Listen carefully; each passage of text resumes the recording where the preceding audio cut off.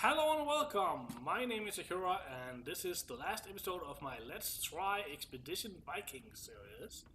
And in this episode, we'll not play but talk about what we feel about the game. So this is not a review because this is not a finished game. This is a beta version that we have been allowed to play. So we're just gonna try and talk about what we feel about the game.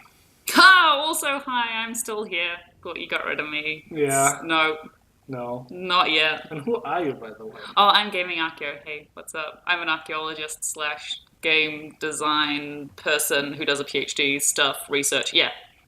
Eloquent, I know. Yeah. Yeah. Not communication, I guess. Not in communications, no.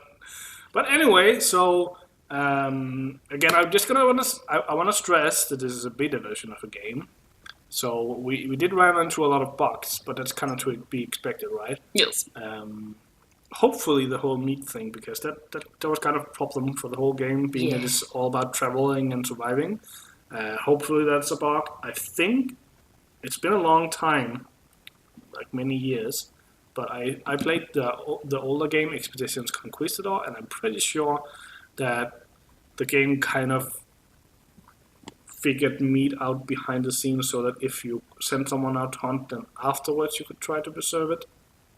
And that's kind of how I think it should be. Yeah, either we missed a tooltip which was quite crucial, or that was completely broken. Either way, it should be either made more explicit if we were just bad, or it should be made Fixed. It should be made fixed goodly like. Yeah.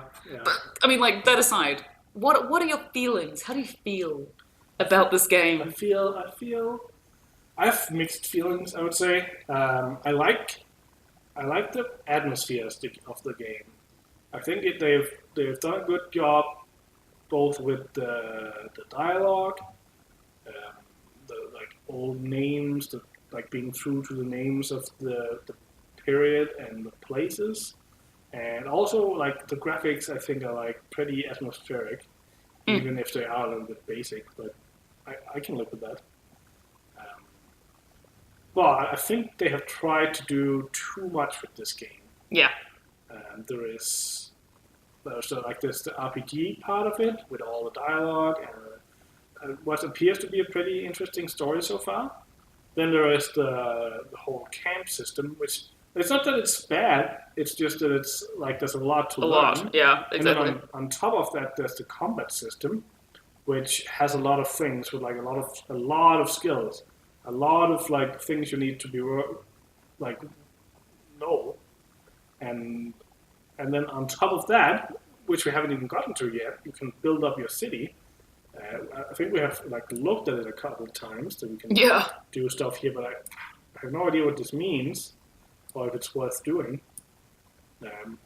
But like it might come on later. Like we have only played the first mission of the first part of the game.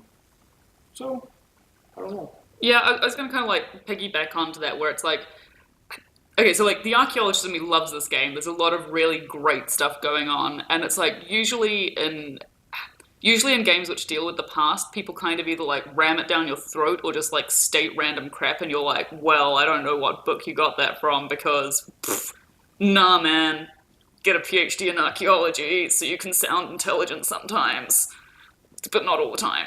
Anyway.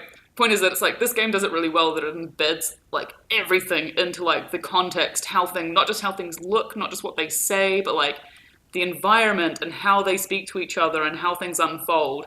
And like there are some like robbing the tomb was a little bit kind of odd, the treatment of like looting, but that's just like a core game mechanic that we're so used to just like unthinkingly kind of ramming in that I'm willing to let that one slip for now. Yeah, I feel like it might have been like a slip in from like normal RPG, like Dungeons and Dragons RPG, whereas like in Viking times, would probably be more like, oh, we need money. Well, there's this city across the bay we could raid. Exactly right. Like in games, in games like this, you need to generate an economy somehow, and the easiest way to do that in like games like this is kind of like, oh, you just put some barrels around the place and you just kind of take crap from them occasionally. Yeah. And it's like it's fine. But it kind of makes an interesting procedural rhetoric, like not necessarily about the past, but about our thoughts about the past.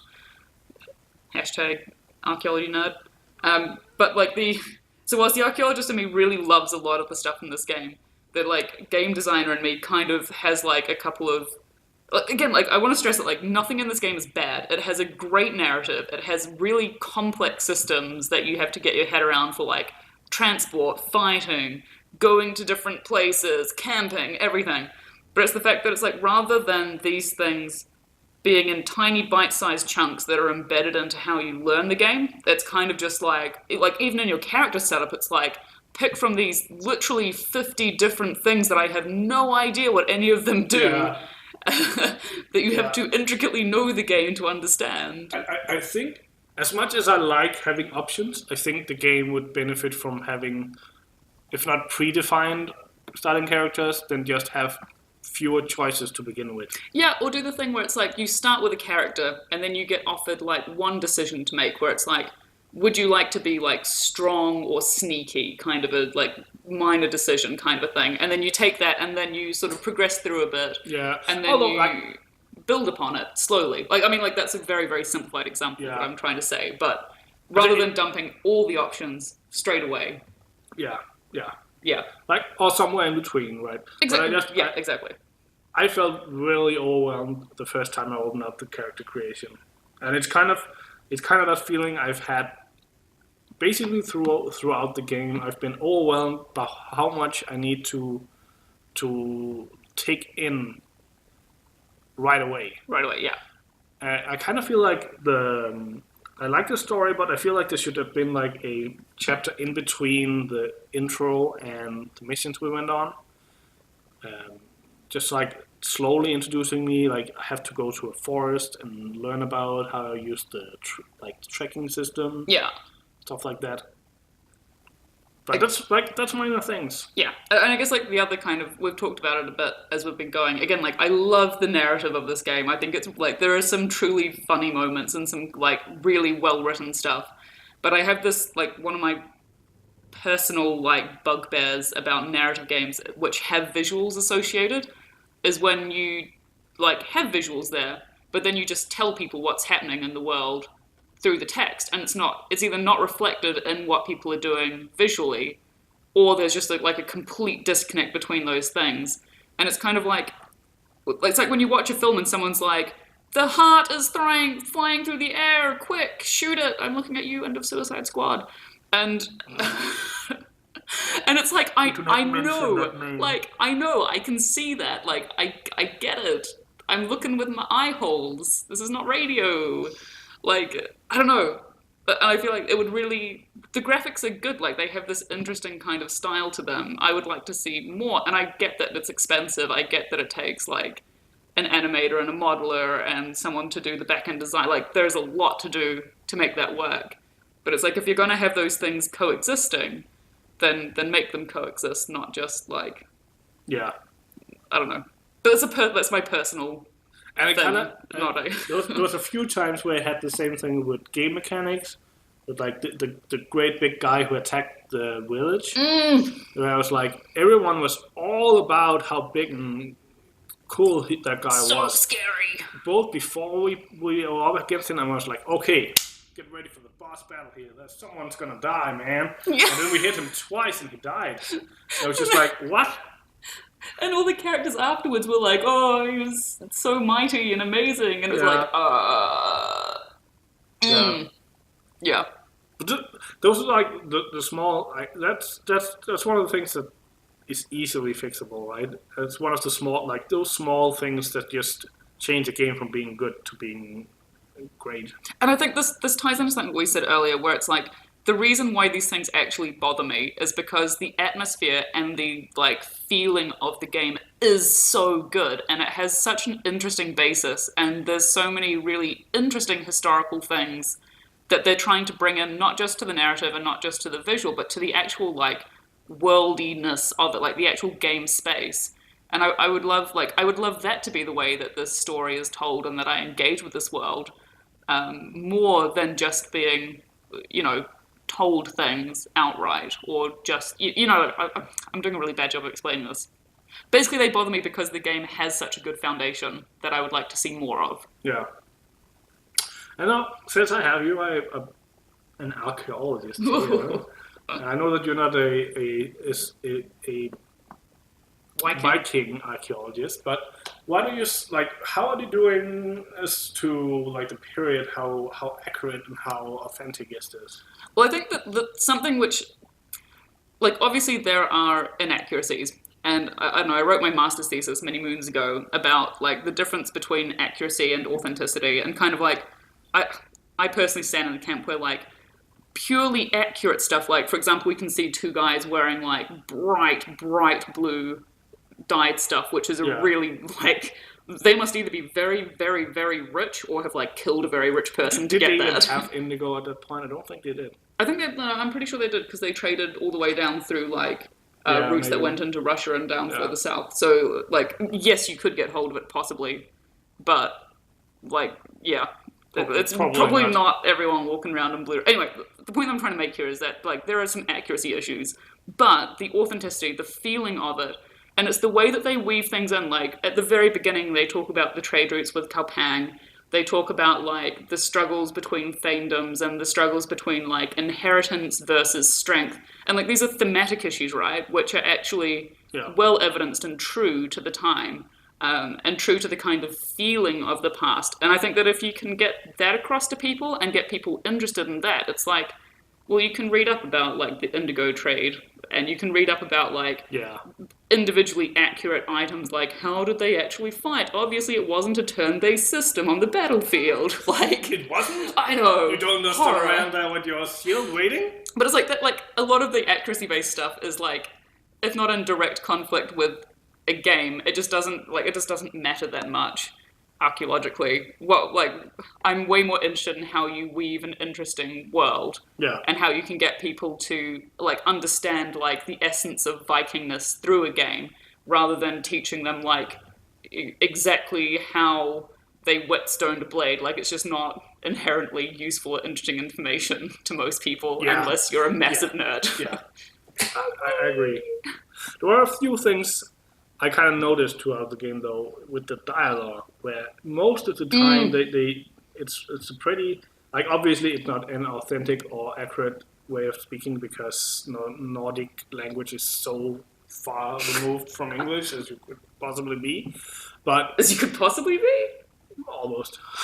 Anyway, my point is that it is like the language seems to be fairly, if not accurate, then at least authentic a lot of the time.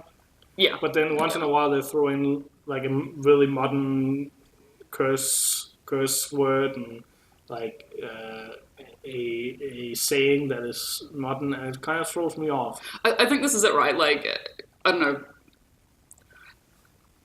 We know that people would have felt emotions like anger and hatred, and like they might not have had this like swear words like they put into here, or they might not have had like the hip and modern down with the kids lingo. But there's the potential that they'd have had like allegories to it, where it's like they to try to get us to connect with it. They're using these expressions that we know, and in a lot of ways that actually makes it more authentic. Like they're actually making these real people instead of these like strange Renaissance fair people who are like, "Oh, thou art mine, lady. I bow to thine." Okay. Like but the thing is not in the like antiquitation of the language. It's the fact that they're using that. But there is an issue, right, with alternating between having this very formal storytelling way, which is embedded, if not in this like old language, but in this very formal style, and then that kind of like, oh shit, oh Yeah. gee willikers, Mister. At least you could be like by Thor's hammer or like something like that. Or go the opposite way, which is you just make it complete, like kind of like a Knight's Tale, right? Where it's like they just completely modernize the whole thing. Yeah, really good example. But use some interesting like historical like anachronisms like within that. Yeah. Yeah. Which again draws on that like And authenticity versus accuracy thing. And it also makes you aware of the fact that you can never look at the past through the eyes of the past. You can only look at it through your own eyes, right? Yeah, and we're looking at it in a mediated form as well. Like we're looking at it in a game, not the real world. I mean, like even if we had a time machine, right, and we went back, we would still be looking at it as 21st century modern people lady eyes and Yeah. not, you know, I don't have their life experience or their understanding of the world or their language. Even if I did, I would still not be from that time. And when you put the layer of the media in between that, like your game is mediating how you can access and understand and like navigate that information. It's like a whole other layer. Man, Yeah. yo, Oh yeah. So we got please through never that make rant. But anyway, like, would you play this game? Oh, was that a question to me? Yeah. Yeah, I think definitely I would definitely play this game, and I'm interested in seeing how it unfolds. And like, I have this thing right where it's like I'm fascinated by playing the game, but I'd also love to read more about like how development went and like why certain design choices were made, design choices were made, and like how they worked with the archaeology and the heritage and the history and wove that in because I'm fascinated by it. Yeah. Yeah, Yeah. yeah. Personally, I'm not a big fan of RPGs, but it is one of the better ones I've tried. So I would probably also play it. Rousing, Rousing. rousing. Yes, a good What's the middle. word for that? Rousing. Review. No, not review. We said it wasn't a review. It's a review. Feedback. Anyway, Words hard. I hope you have enjoyed this little series with a look at this game that's coming out sometime this year, I think. We had fun. I hope you had as well. Hope to see you for some other fun on this channel later. Wink. Laters.